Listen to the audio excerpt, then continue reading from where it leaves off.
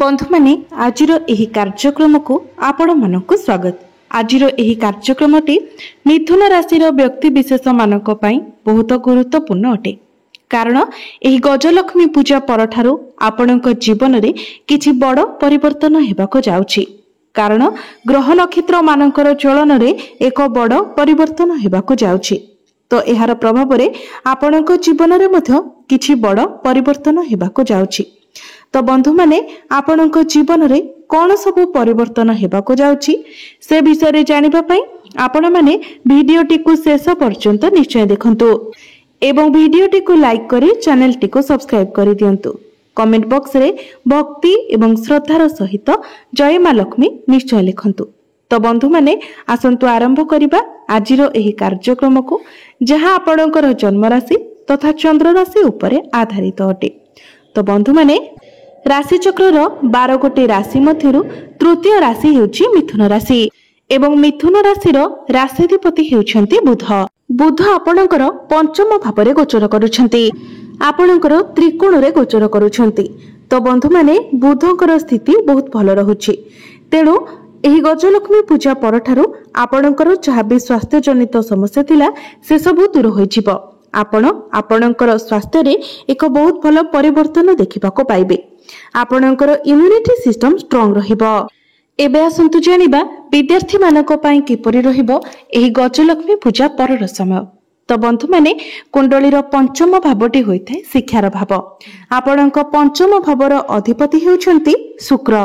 तेबे एही गजलक्ष्मी पूजा परे शुक्र आपणकर चतुर्थ भाव को चलन करिवे, आपणकर केंद्र रे गोचर करिवे।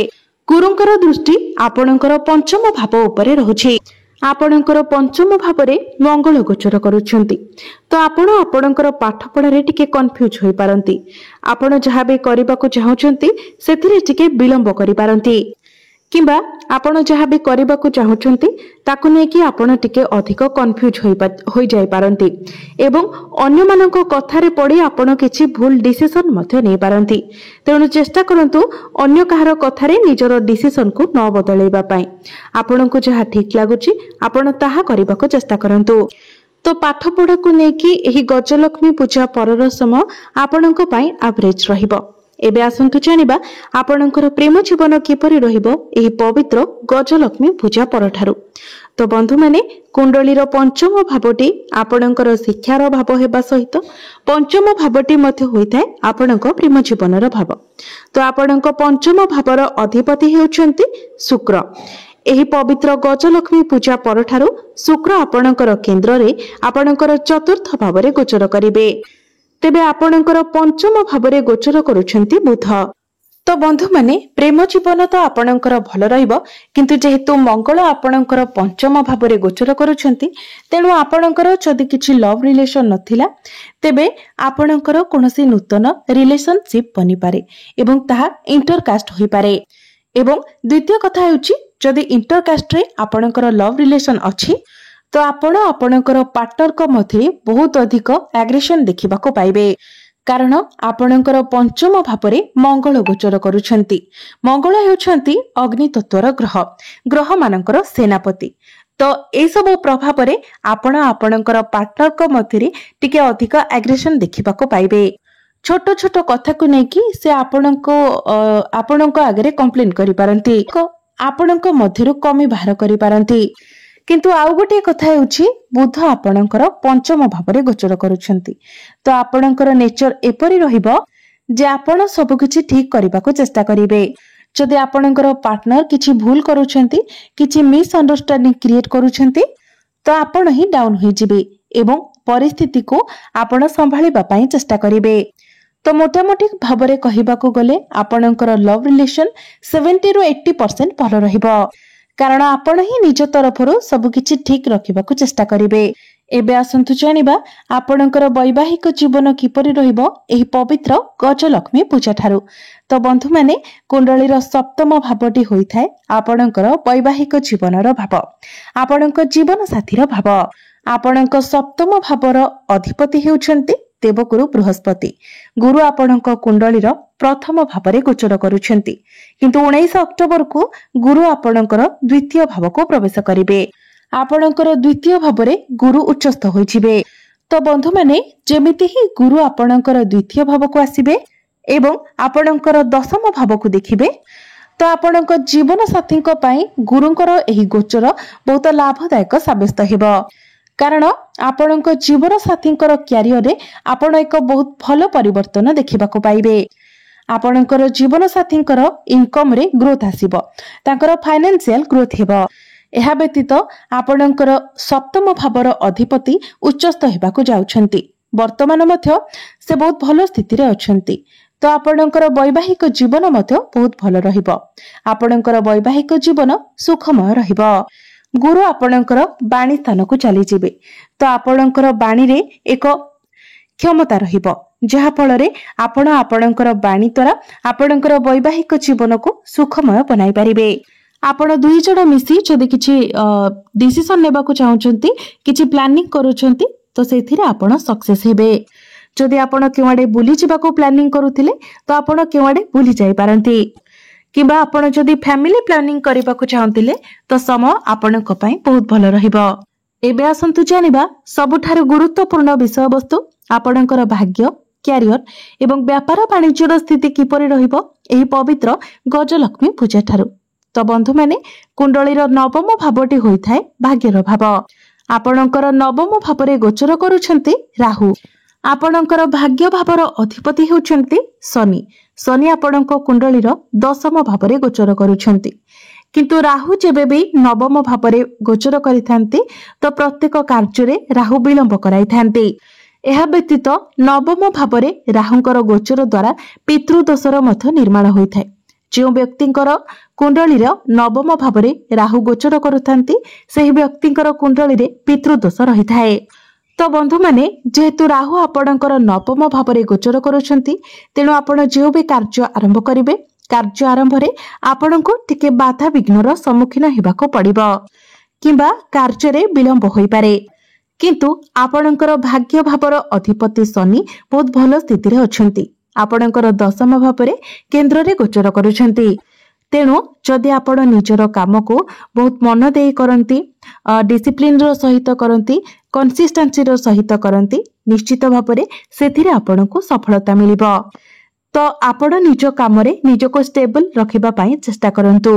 गुरुंकर दृष्टि मध्य शनि को ऊपर रहिबो, तो निश्चित भावरे कार्य रे आपणको सफलता मिलिबो। तेणु आपण जतेबेले किछि बड़ इन्वेस्टमेंट करूछंती, जेमिति कि trading, share market, stock market, आपण जदि गोल्ड रे इन्वेस्टमेंट करूछंती, कोनोसी बड़ जिनिस किणाकिणी करूछंती, तो प्रथमे आपणक भितरे टिके कन्फ्यूजन आसीबो, टिके डर, टिके शंका आसीबो, किंतु परिशेष रे ताहा आपणको लाभ प्रदान करिबो।